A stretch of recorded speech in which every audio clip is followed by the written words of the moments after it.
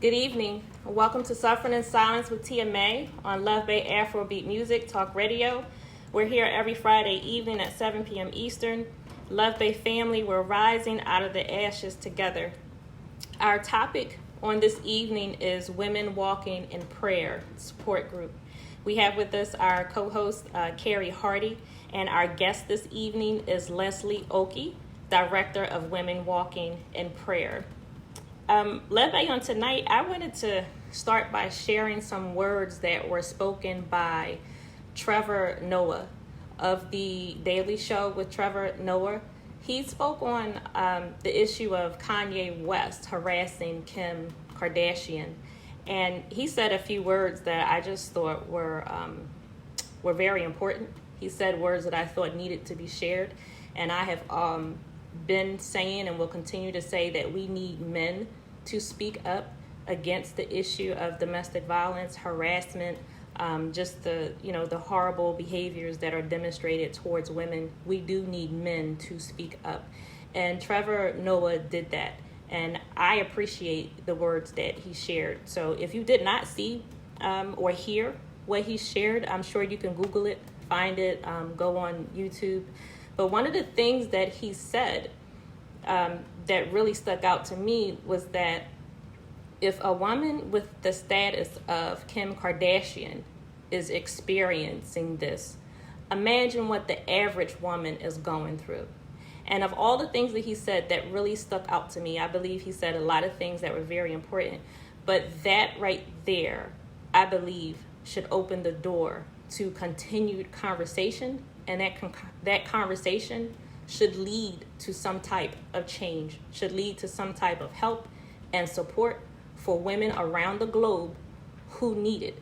Because if a woman of the stature of Kim Kardashian, the money, the power, the fame, the friends, the support, the circle that is around her, if she is a victim of this behavior, imagine what the average woman is going through, who has no support, who has no finances, who can't pick up the phone and call a lawyer and have famous friends come in and speak and defend on her behalf. Imagine what the average woman is going through. So again, I commend Trevor Noah on what he said, the way that he said it. He also shared, that his mother was a victim of domestic violence, ending with actually being shot in the head. So I know that he has a personal stake in this, but it still does not detract or take away from anything that he said. I believe everything that he said was true. Everything was on point, and it needed to be said. I do not know Trevor. I do not know Kanye or Kim, anybody involved, but the words that were spoken were words that needed to be said. So I implore you to find his words, Google it, go to YouTube so you can see for yourself and start your own conversations and hopefully start your own efforts and changes in this behavior. So listeners, if you have any questions or comments for our guest or co-host, you can email sufferinginsilencedv@gmail.com. If you have resources that you would like to share with us on a national or local level from your country, your community, your local organizations, or your faith community, you can also email sufferinginsilencedv@gmail.com. So Carrie, would you like to greet our listeners on tonight? Hi, good evening, everyone. My name is Carrie Hardy. I am a writer, and as you guys may have heard before, I helped Tia with edit her book, Suffering in Silence, and I really love speaking on women's rights, experiences that women specifically go through, not saying that men don't go through domestic violence. I just really love speaking on experiences from a feminine point of view and how this impacts us socially and everything like that, how this affects our minds. And that's a lot about what I write on. And I'm really happy to be here. Thank you so much, Leslie, for joining us. I'm really grateful that you took the time to speak with us today. Thank you so much. And Carrie, again, how can you be reached for your editing services? My email is imagesattainable. So the word images, then the word attainable, no spaces. So just imagesattainable at imagesattainable@gmail.com. So that's my email, and then is Carrie Hardy 23, KERRIHARDY 23. Awesome. Thank you so much. Leslie, would you please introduce yourself to our Luv Bay listeners? Yes, hi, Tia and Carrie. Betty washte, na hi hampi washte, washichu ita, Leslie Oki, Imachia Beach to, na Lakolia Kaje, Nicha Olenwi, Imachia Beach to, na wochekia na wichozani na washte wokia na awayankapo, na wopila tanka, Tia me na oyake na washte wias, wambli paha, awati. Hello, and good day and good night. My English name is Leslie Oki, and my Lakota name is Nita Olenwi, which means woman who needs nothing. I like to send prayers to the people listening and the good women listening of good health and good help and to be watched over by Creator. A big Wopila Tonka, a big thank you to Tia May for allowing me to be on her radio show. And very nice to meet Carrie. And you can reach me at leslieoki@aol.com. My cell phone number is 605-200-0378. And I am the founder and director of Wochekia Omani. That I am part Lakota from Eagle Butte, South Dakota. And Wochekia Omani means women walking in prayer. Thank you.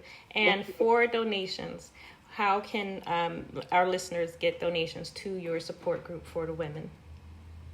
I get donations through my box. It will be P.O. Box 1913, Eagle Butte, South Dakota, 57625. And also a PayPal. It'll be under Leslie Oki at AOL.com. Or also my cell phone number, 605-200-0378. Awesome. Thank you so much. Thank you. Yeah. And so we want to start the night as usual with sharing some resources. Before we do that, I want to share. I had the pleasure of speaking with Rebecca Baylog, who was a guest on our program some time ago. I talked with Rebecca the other day, and Rebecca let me know that my name is on the Moccasin Trail, which means good gossip. So I appreciate that, and I just wanted to share my name. Awesome. So listeners, our resources on tonight that we're going to start with, in Miami County, we have Family Abuse Center of Miami County. Their phone number is 937-339-6761. In Montgomery County, we have the Artemis Center. Their number is 937-461-5091. And in Warren County, we have Abuse and Rape Crisis Center. Their number is 888-860-4084. So again, listeners, on tonight, our topic is Women Walking in Prayer with Leslie Oki. So Leslie, I'm just going to ask you if you would just please share with us your story and how Women Walking in Prayer was created. Okay. Hello, everyone. Again, I like to talk about my women's group, Women Walking in Prayer. We'll check you out, Mani. I started my group in 2017. I had to go to the elders of our tribe to ask if they would approve of what I was going to do. It's kind of something that we need permission from the elders of our community to do something for our people. And so I went to them, me and my sister and my sister-in-law and a couple other ones, to ask for approval and kind of talk about, ask them if they would, help me do it. So we went and we fed the elders soup, and we fed them some of our traditional foods, and we gave them gifts. And I told the women, I told them how I had a dream about helping the women in our community with prayer and how it had helped me on my journey. Achimani means journey in our language, a journey with a purpose. I told them about how I was a domestic violence survivor and how I was a single mother and how I was homeless. And at one time I had no food or a ride and didn't have no one to through with domestic violence and being a single mother. I also told them, I was a pregnant teen at one time. I dropped out and because I was pregnant, and how I later received my GD, and how I felt that the system had failed me so many times and I couldn't trust anyone. I told them that I was a woman who made it through with prayer and my Lakota ways and values, and how I wanted to do the same for the women who was just like me. That prayer helped me at my lowest and it helped me at my highest, to show them I wanted to be a woman who wanted to help another woman without judgment. My help meant prayer, meant ceremony with the Inipi, the sweat lodge. It was to share my ways I knew of, my traditions that were passed down to me by my grandmother, my mom, and my aunts. To give rides to appointments, to jobs, to babysitting, to the store, to help them if they needed a ride from domestic violence situations. A couple of times I picked up ladies late at night because they were getting abused, and I would get up and go and take them to the shelter or even keep them at my home for a bit till, I would let them use my phone to call the cops, and I would give them rides to hospitals too, because some of them I do with rape victims too that come to me. I also, take them to places of resources and how to get restraining orders, how to get food vouchers, gas vouchers, because that's kind of what only our tribe helps with people going into domestic violence. They don't really help them with counseling or anything like that, or somewhere to go and talk. Sometimes I even gave their kids rides to school. I did after school activities too, and I feed the elders.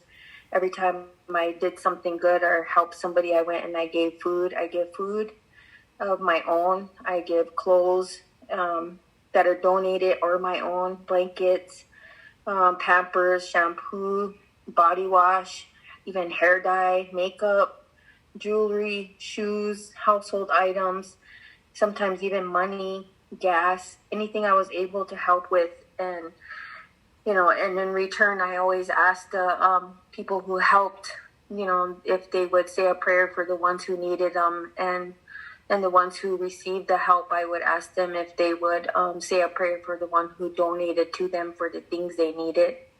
And so that's kind of how my women's group got started, because I was that woman before that had a hard time getting all these things done to be that survivor today. And I still, because of COVID, I haven't been able to give rides as much as I can, but my sis Cynthia New Holy gave me masks. So I also, have them wear masks, and I've been giving rides here and there and stuff like that. And we usually have a meeting once a month where we get together and we just visit, like how we are now. We just talk, and if anyone has anything they're going through or something, then we try to pull together.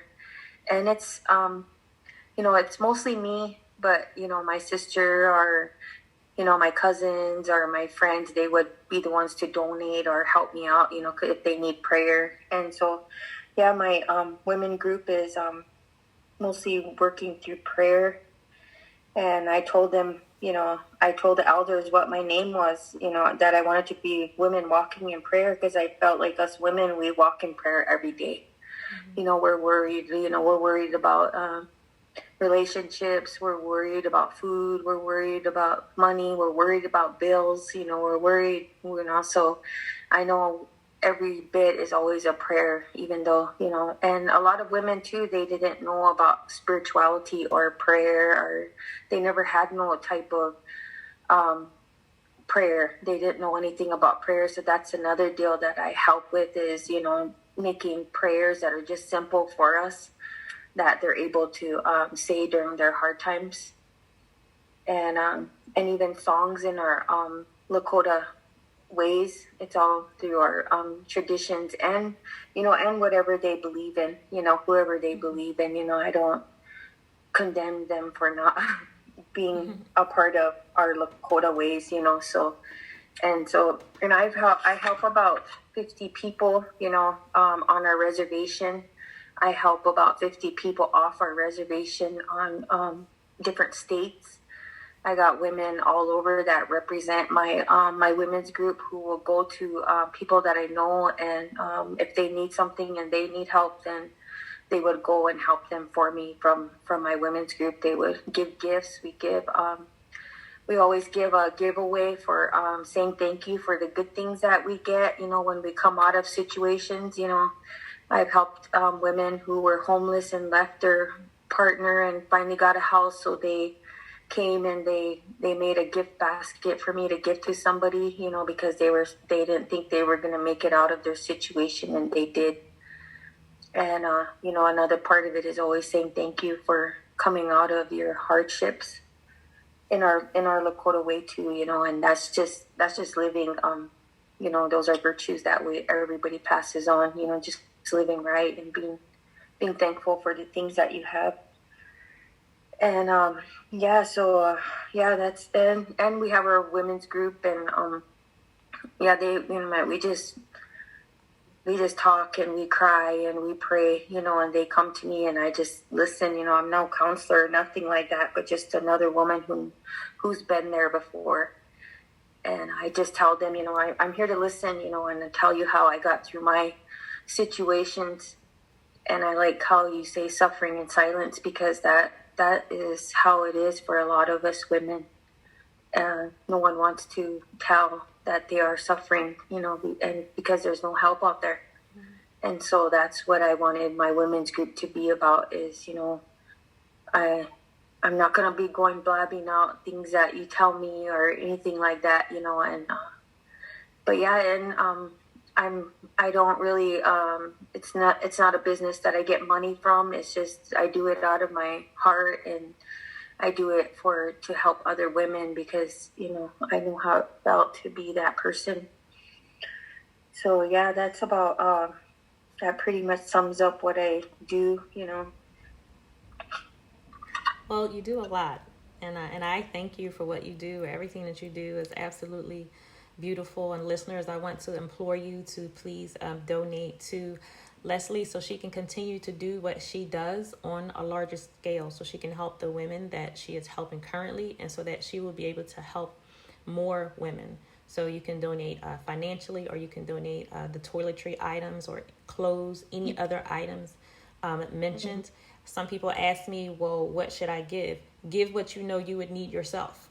That makes it simple. Yeah. And I have people say, I don't know what size to give. Give your own size, because there is a woman in your size who needs whatever it is that you would need.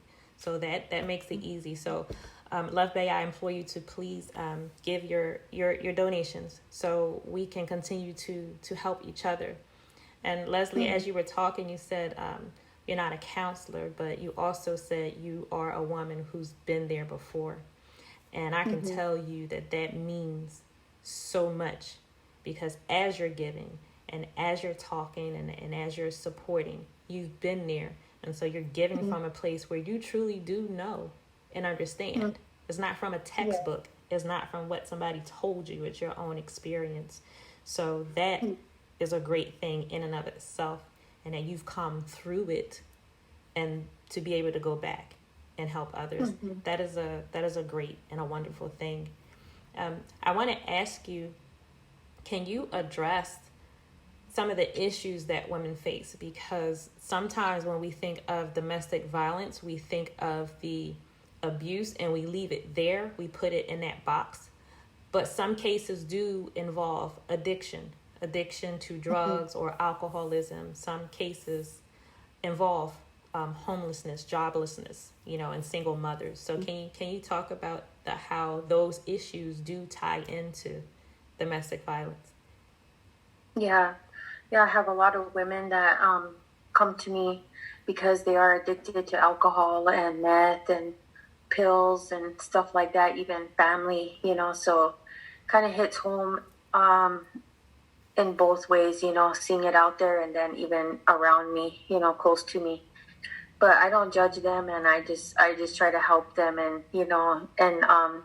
the Sweat Lodge is a place that I take mostly the women that come with addictions and they want help, besides just talking, they got so much on their mind that's why they're drinking, they I even for my situation way back, I've been sober for 11 years now, and that was why I drank. I was 30, in my 30s, and I quit drinking, but when my domestic violence situation was over and I lost my family, that's what I turned to. So I knew what they were going through, And so the thing that helped me was the Sweat Lodge. It's somewhere that you can go, and it's just like a church. It's like a church for other people, and for us in our Lakota ways, it's the same thing. And it's a ceremony that was given to the men because they didn't know how to cleanse themselves. Because in our Lakota way, our menstruation is a way to cleanse yourself, let go of all the things that are bothering you during those times. Those are the times you pray and you walk with a good heart and a good mind, and you try to do good for others, and you let go of all the toxins that are in you. And so later in the years, though, they allowed the women to go into the Sweat Lodges too. You couldn't go in on your menstruation, but after or whatever. And so I told them that was one thing that healed me, and you can go into that Sweat Lodge like the church, and you can pray, and you can tell everything that you've been through and leave it there and move on, and you're able to move on. And so I've helped a lot of women go in there, and they they're, some are partly sober and some are sober today, because of us going in there and praying and letting go of all the things that they went through. And so that's one resource that I use at my home.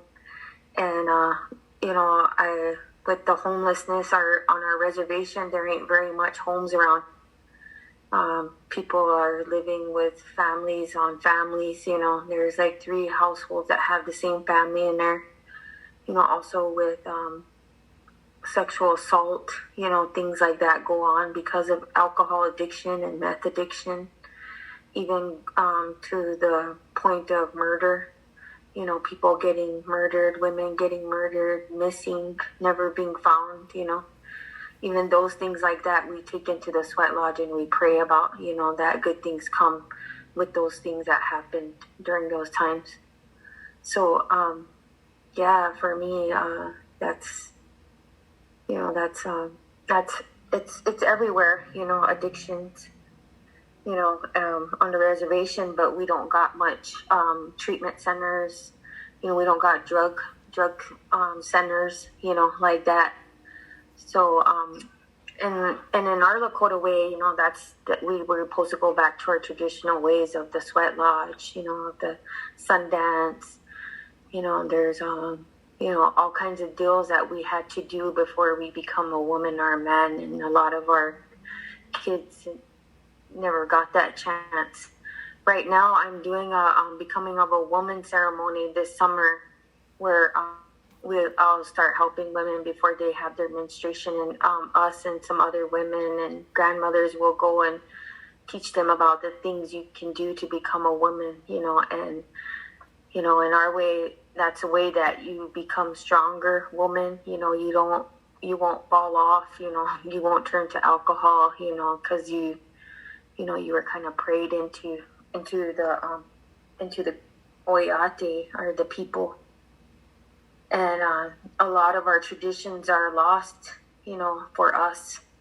And I feel like if we bring those back, then we can stop alcohol, we can stop the drugs and stuff. So that's one thing that I share in my women's group, is going back to our traditional ways. Thank you. Carrie, do you have a question or a comment? Oh, I just want to say thank you so much, Leslie, for sharing. Wopila Tanka. And I I remember growing up. I was noticing what you said about alcoholism and drug addiction. I remember growing up, and we had, in school you have the drug program like Dare or whatever, and it just kind of you seem very, as a kid, and you're listening to this, it's like, wow, drugs, like, I can't, why would anyone do that? You hear all the health consequences, you're like, oh, why would anyone drink, or why would anyone do meth? And they show you all the pictures, and it's like, wow, I would never do that. Or like, and all your classmates, you're like, yeah, we'll never do that. And, as I never used or anything like that, but I've been through pain where it's like, I understand why people do drugs. Yeah. Mm-hmm. Mm-hmm. That pain is like, because at that point, okay, first of all, when you're suicidal but you don't want to die, drugs almost become like a mechanism for survival. Yeah. So it's like, I understand why, and I feel like there's such a lack of empathy around drug use. Because I remember when I was an intern in New York City, and people who were in active use, or like obviously in active use, everyone was like, it was very dehumanizing. Everyone was kind of like, oh, whatever. Or if they did pay attention, it was very condescending, very, oh, what a shame, what a pity, But there's certain levels of pain where it's almost like you're trying to escape it, and so that becomes a way. So it seems self-destructive, which it is, but it's almost like and I've spoken to people. I have a friend who's been addicted to meth. She's been sober for a long time now, but she was addicted to meth and heroin, and she was talking to me about this too, and that's really true, because you just want to make it stop. And then when you have PTSD, the flashbacks, and heroin is making it stop, it's like, it's not good, but it's like, give me some heroin. Like, if it's making, if you had incest, like you were saying, rape, if you're having flashbacks to that, and that's making that stop, and you actually don't want to die, but your brain is like, we need to go. Yeah. That can serve as that. So I just feel like, I just want to say, what I want to say is, I feel like people need to have more empathy towards drug addiction, and they need to, because that drives people more into addiction, the judgment and the shame. That drives people more into it. And then even when you talked about family members and stuff like that, first of all, I was reading, and people, like, the last thing a lot of times that happens before someone completes suicide is loss of support from loved ones. So I know I've never been really, really close to someone in active use, so I don't want to judge anyone that's been like, I'm done. Because personally, I've never been really close with anybody who's been in active use. However, I'm just saying, know your boundaries and your limits, of course, but also remember empathy and compassion, and don't be like overtaken by contempt. Because it is crazy out here, y'all. Like, people are so quick to judge and just, sneer. It is crazy out here, and people need to have more empathy. And like you were saying, Leslie, I think a lot of that can come from spirituality and stuff like that. And, or maybe just because I feel like we get so caught up in the world, the ways of the world. Who are you? And I feel like that's the way to build compassion. Yes. So, and I agree. So there needs to be understanding. There needs to be empathy. And again, Leslie, I thank you for what you do, for what you're doing to provide an atmosphere that is without judgment. You cannot look at a person and say you're a drug addict because you want to be a drug addict. You're an alcoholic because you want to be an alcoholic. You're homeless because you want to be homeless. It does not work that way. People are dealing with issues that are real, that are traumatic, and people try to take care of themselves, soothe themselves, make themselves feel better in the best ways that they know how. And some of those ways may be outwardly and inwardly destructive, but they're trying. And so you can't just point a finger and say, this is all your fault. And you can't say, well, you're a drug addict, so the abuse doesn't matter. You're an alcoholic, so you deserved what it is that you got. It doesn't work that way. So yes, we need more empathy. We need understanding. We need people who know what they're doing to provide support and encouragement. And we do also, Leslie, need more people like you who are willing to share their experiences, who will help, and bring others through. Everybody's story is different, and so where you can relate to a person and give them that understanding, that's a great thing. And so again, I applaud you for what it is that you're doing, and I thank you again. Luv Bay, we want to take a moment to welcome you again to Suffering in Silence with TMA on Luv Bay Afrobeat Music Talk Radio. We're here every Friday evening at 7 p.m. Eastern with a replay on Tuesdays at 7 p.m. Eastern. In Luv Bay, we're continuing to rise out of the ashes together. We have a few more resources that we would like to share with you. In Australia, you can contact the National Family Violence Counseling Service. Their website is www.1800respect.org.au. Their phone number is 1-800-737-732. In England, you can contact IDAS, which is a specialist charity in Yorkshire supporting people affected by domestic abuse and sexual violence. Their email address is info@idas.org.uk. Their website is idas.org.uk. Their phone number is 0300 0110. In the UK, there is the National Domestic Abuse Helpline.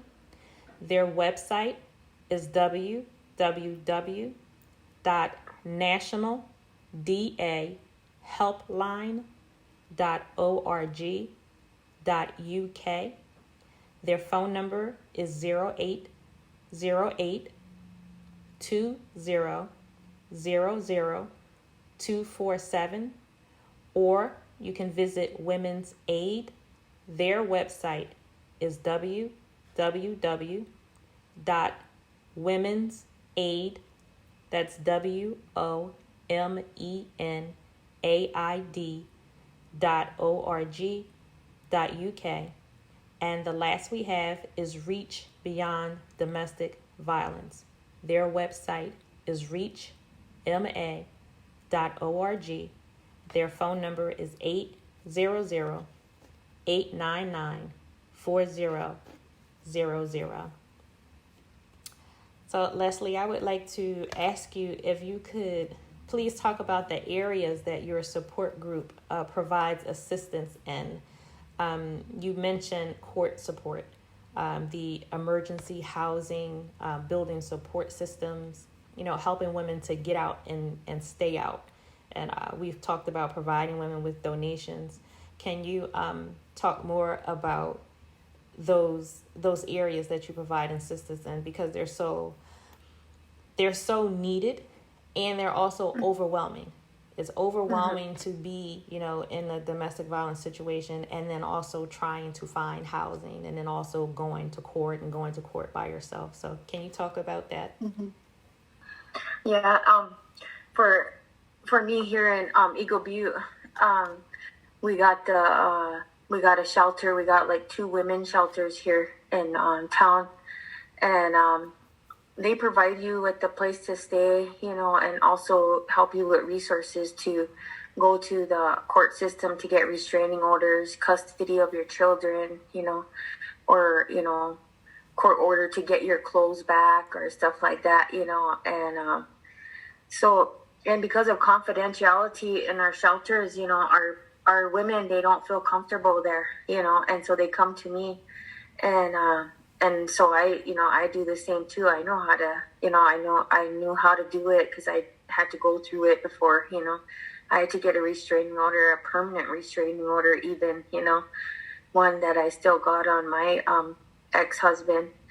And so I tell them about that too, and temporary restraining orders, how to get your clothes back, putting that all in there. Getting your custody paper going right away, being able to help them pay the $10 fee to get a custody paper or get a restraining order too. And also, going and those domestic violence programs in our community, they only help with gas vouchers. They'll give the ladies a $25 gas voucher, a $50 food voucher.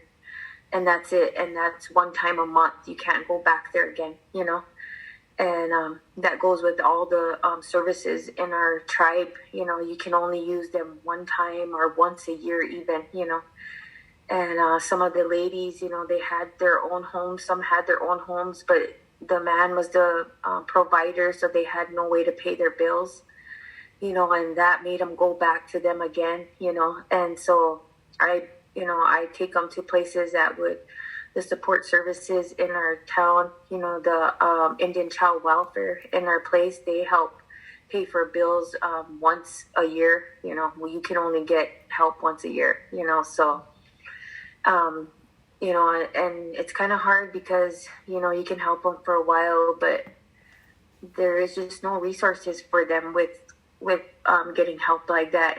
But some of them, they've been staying, and some got jobs, and like I said, I even babysat.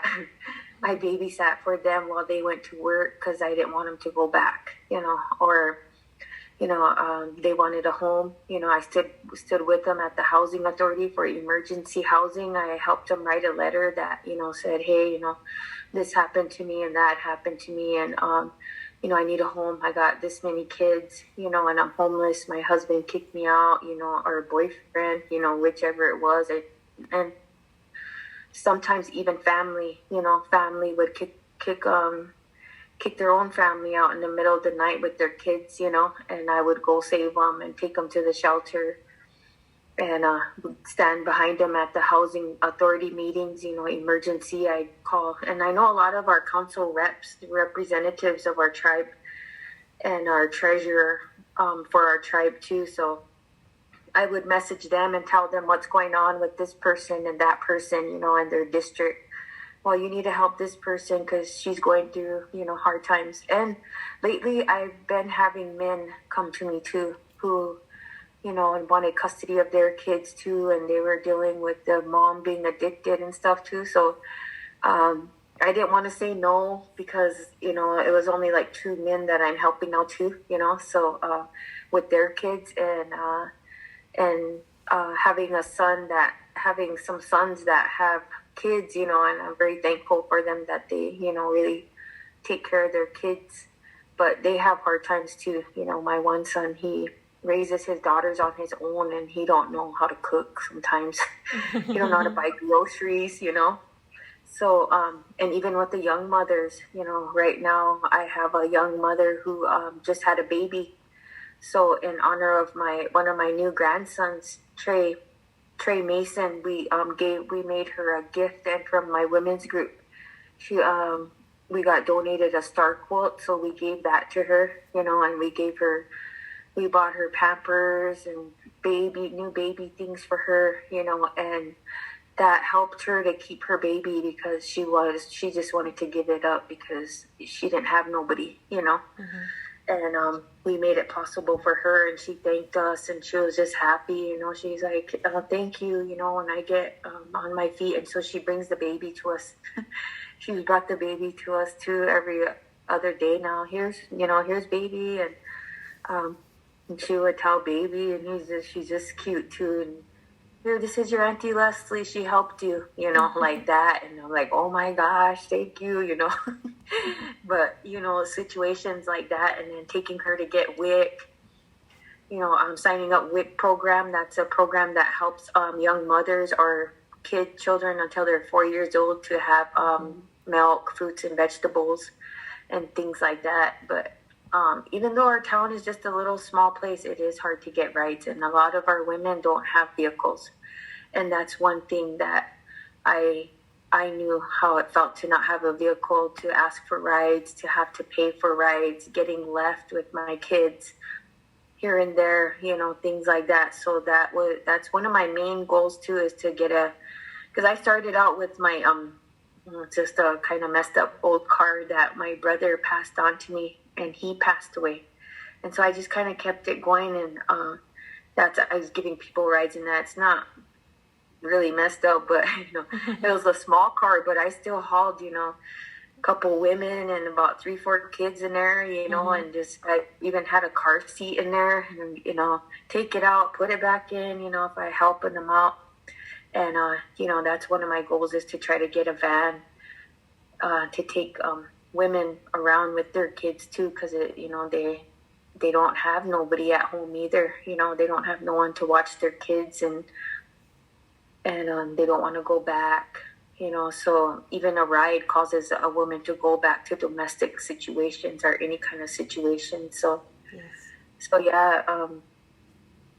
that's mostly all the resources that, and our treasurer and our chairman and our council reps, if I have to message them and tell them, this lady, like this winter, one lady's pipes froze and she was so mad, and I knew how it felt to have your pipes frozen and your husband couldn't unthaw them because he was out on the drunk and mad and didn't care that you was home alone and you had no water and your kids had no water, and I called around and got her pipes unthawed in no time, and she was just happy, and she was like, thank you, I can't wait for spring to come because things are going to be better. I won't have to worry about, asking him to come back and fix my pipes because, he, and it was crazy because that guy too, he didn't even fix her pipes. They were just messed up, and she never went under there before, and me and her and the guy that helped us, we got under there and we looked, and she was really sad, and I was sad that a man would, go to that extent of not making sure his family's okay, and just head out. And she was just devastated. So, things like that, I go to the extent of going to our chairman, our council reps, and telling them, hey, and, and like right now, our tribe is getting money, and they're just taking their sweet old time, and there's women getting evicted, no clothes, no food, like that. And they're all messaging me. And, and like I said, I help with women in New Mexico, Albuquerque. I got women there. I got women in California that I help. I got women in Ohio and in New York that I help, and in Florida and North Dakota and Idaho. So, yeah. And most of them are all Lakota, or there's some type of tribes that are just having a hard time, and some are, different nationalities. Mm-hmm. But I've met them along the way, and then they've introduced me to some of their people that are having hard times, and we talk like that, and we pray together. So that's about the resources that I help them with. Wow, Leslie, you do so much. You do so much. Can you please share again the information for people to be able to provide donations? Where can donations be sent? Monetary and actual items, clothes, hygiene products, baby products. Where can this be sent? Yeah, for the donations that are going to be sent through for clothing or whatever it is that you can help out with, I'm very appreciative of it. And I do give it out, and I help a lot of women who need clothes, makeup, shampoo. I mean, things that make a woman look pretty, because they come out of situations where, and I put hair dye and makeup because, there are women out there who, you fix their hair and you put makeup on them, they have a little bit more self-esteem on them, Yes. and from them being called ugly and old, or things like that, because I've been called those names.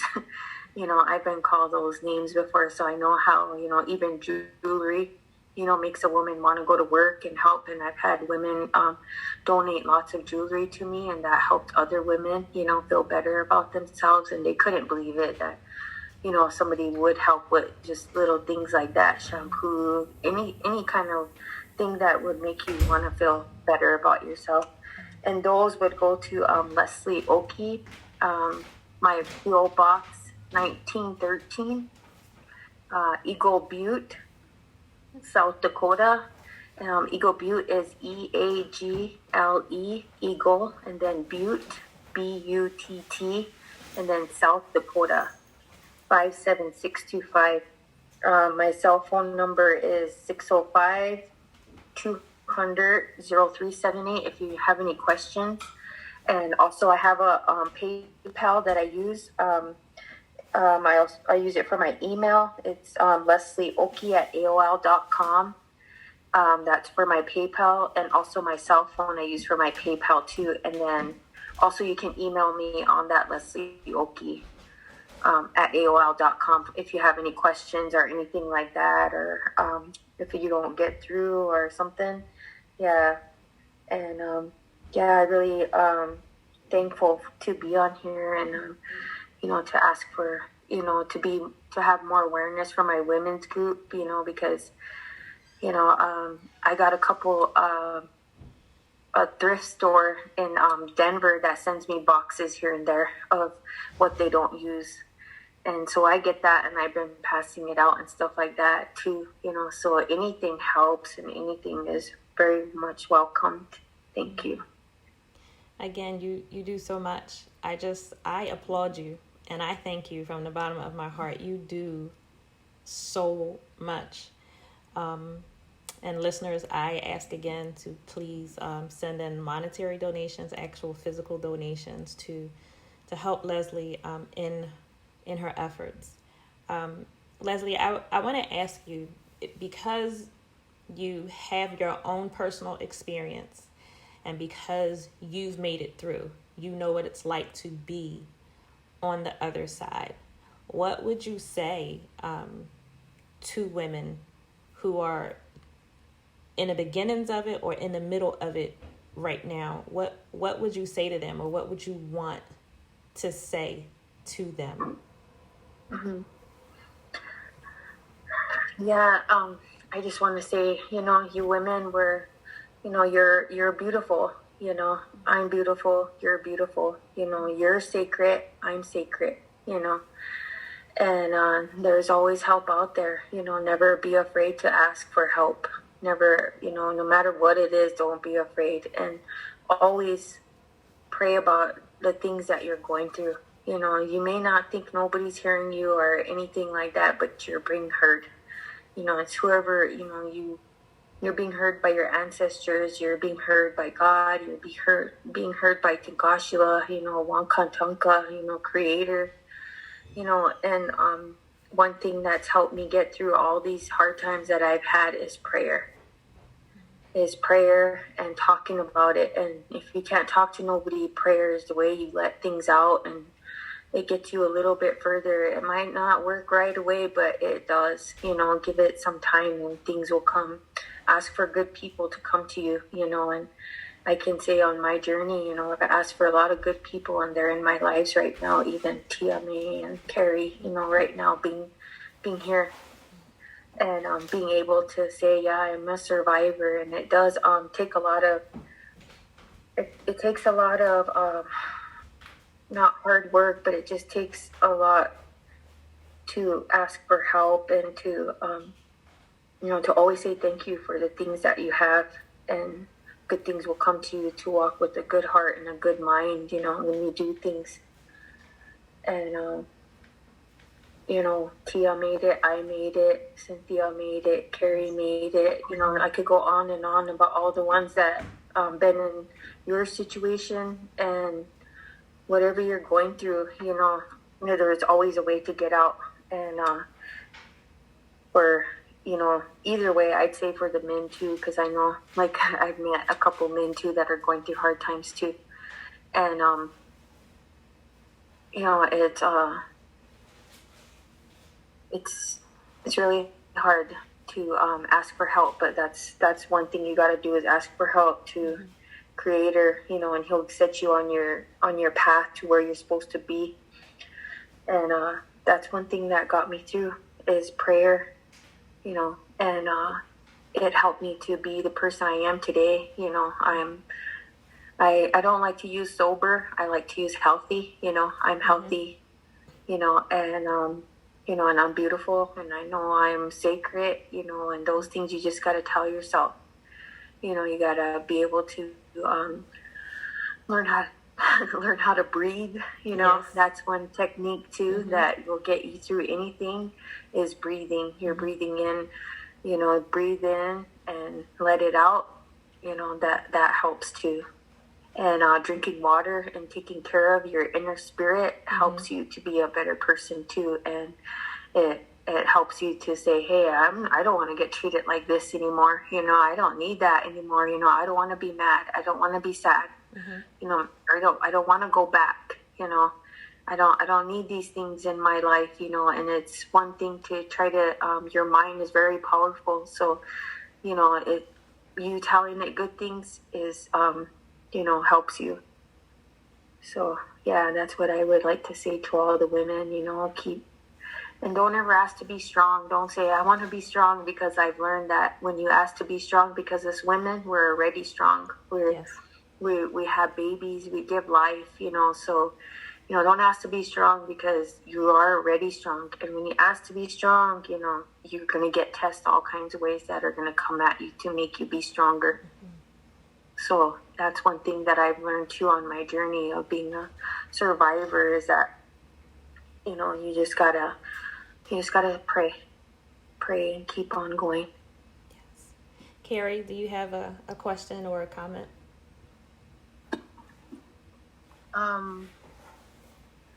I was listening to Leslie, and I listening to her recount her experiences and how prayer got her through it. And I spoken to another friend. I'm actually working with her on her book right now, and she talked to me about how prayer got her through it as well. I know for me, and I know other people experience this as well, sometimes I have a really hard time praying. I'm Muslim, and for Islam, praying is it's a pillar. Like, it's one of the 5 pillars of Islam. And so if you guys ever seen Muslims pray, it's like a whole body movement. Like, place your hands on your knees at some point. At one point you get on your knees. Then at another point your head is touching the floor, and you have to cover your head before you pray. And then you also have to wash your hands and your nostrils and your mouth before you pray. So it's like a whole process, and you're supposed to do this 5 times a day. So I have a hard time sometimes, because I don't know, sometimes when I pray, I feel like I'm in so much pain. And so I haven't been praying because it's really painful. And I don't know why, but that's why I don't a lot of the times. And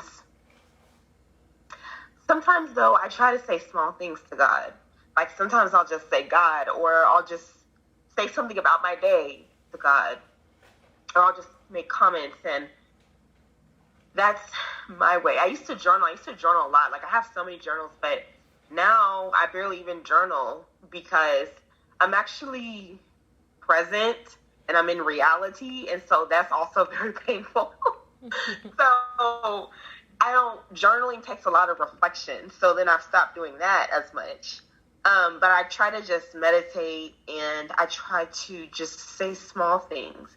And another thing I think of is if you've been abused by a man, sometimes I know, because I actually grew up Christian, and the way I grew up specifically, or the sermons I heard, or how it was taught, God was very masculinized, very much conceptualized as a man. I have been and a father. That's very awkward for me. So sometimes I'd be like I was just talking to my friends about this. I was like, maybe think of God as a woman sometimes. Like when you pray, maybe think of soft colors or something gentle. Or if you can't think of anything else, like the color pink or purple, like try to think of more feminine things just so you can get those words out. Because if you already have your head on talking to a guy and it's like a turn off, like that's going to affect your spiritual journey. Mm-hmm. So I was telling her that, and I was thinking, I really don't, it's really hard for me to conceptualize. And Islam is not an image of God anyway. We do use the pronoun he, though, for God sometimes. But for me, I don't know if I believe in God. I don't know if I really picture anything, but I guess that's just like what advice I'm giving to people sometimes who may be having a hard time for women who may be having a hard time communicating with God because they grew up with this really masculine image of God. Mm-hmm. So I can say, first of all, prayer itself is a conversation. Prayer is talking. Prayer is talking to God. I'm a Christian, so I'm speaking from my Christian point of view. Prayer is a conversation. And when I have my conversations with God, sometimes I speak my words. Sometimes my words are silent. Sometimes it's just me and God understands and hears the words that do not verbally come out of my mouth. Sometimes my prayers are written. Sometimes I write my prayers down. But the point of prayer is that it is personal, and it is between you and God. And Carrie, also, I want to say, as a Christian, God is not a man. We can use the pronouns, but God is spirit. Spirit is neither male nor female. And so God is what you need God to be. So if you need to see soft colors, if you need to hear a feminine voice in your ear, God is what you need. If you need a fatherly voice, God is what you need. And so take the pressure off of you. Your pain is there. It's obviously there. But your pain is what you have to work through the way that you need to work through it. It's what you need to do. Sometimes it's not words for you to speak. Sometimes it is for you to sit and you meditate quietly. But don't put a pressure on yourself because of what other people think, what other people do. If thinking of the pronoun in he form is going to cause a stumbling block for you, God does not want that. That is never what God wants. God wants your communication to be open with him so you can come and share your heart. And that's what you need to do. And it's hurting so much because you still feel it and you're dealing with it. But prayer is what you need it to be.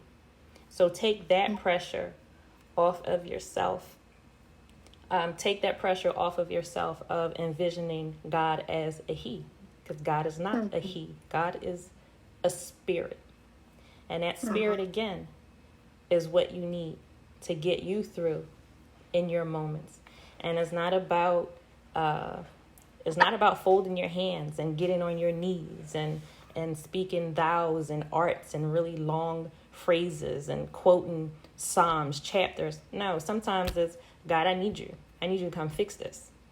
Or I need you to help my heart to stop hurting. However that is. God, I just need peace. It could be 2 or 3 words. It could be no words and you just sit there silently.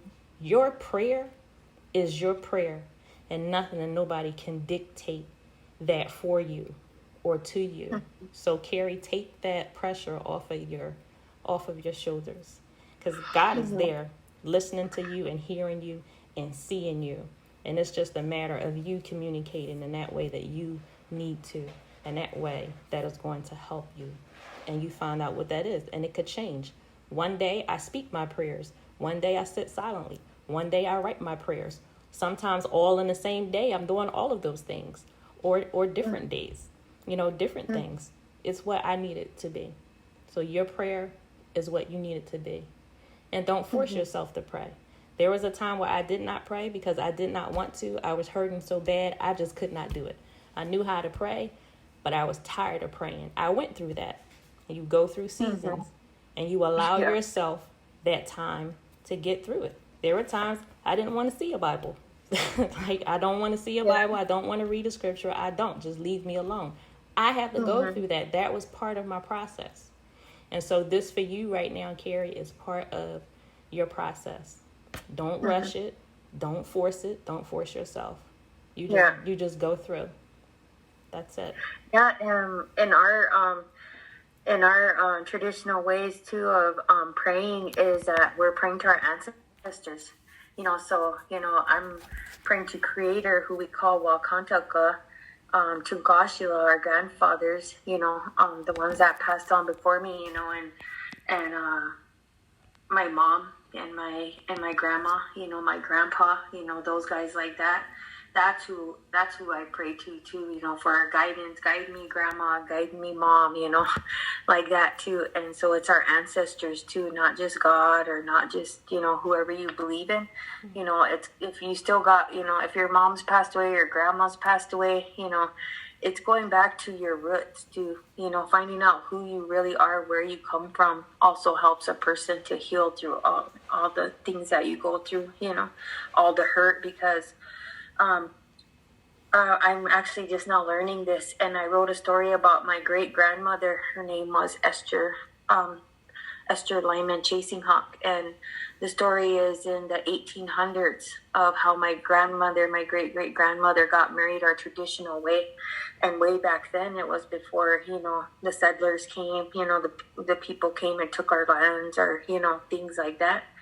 And before the alcohol came, before people had domestic violence, where they, where there was no respect for women anymore, my grandma came, she was during that time, and she made it through. And then it was her daughter who had to go through the alcohol, had to go through the domestic violence, the no respect, traditions being lost. And that was in the 1900s.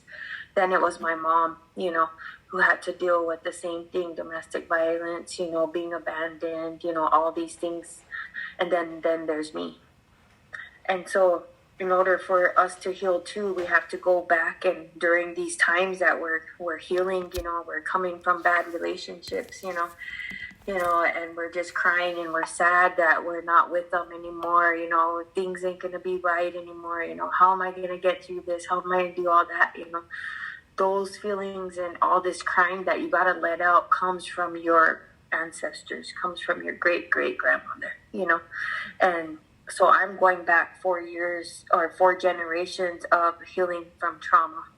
And I can say, I'm almost to myself, but I've healed my grandma, and now my mom, and then there'll be me, and so when I do this, then my daughter and my granddaughters don't have to go through what I went through. They'll only be able to suffer for what they're going through.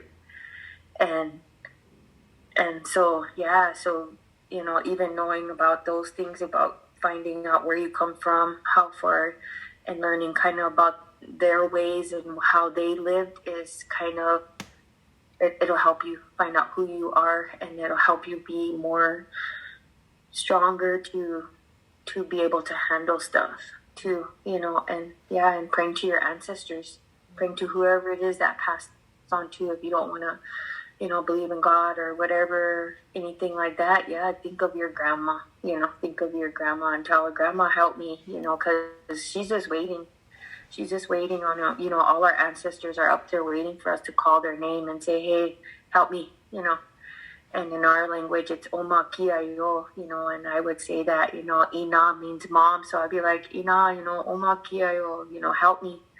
I'm trying to get through things. I need help with bills or something. Let something good come to me, bring good people to my life, like that. So I just want to share that with you, Carrie. Thank you. Well, ladies, thank you so much. We have just passed the hour a bit. So, Leslie, I want to thank you so much for being with us on this evening. Carrie, I thank you too. Luv Bay, I thank you for being with us, for listening to us. I pray that you heard something that would touch your hearts, that would have you to reach out to help another. I really do. I really do hope that. Luv Bay, if you would like to catch up on previous episodes from the program, you can reach out and see our YouTube channel, Suffering in Silence DV. Thank you for joining Suffering in Silence with TMA on Luv Bay Afrobeat Music Talk Radio. We're here every Friday evening at 7 p.m. Eastern. Luv Bay, we are continuing to rise out of the ashes together. Good evening.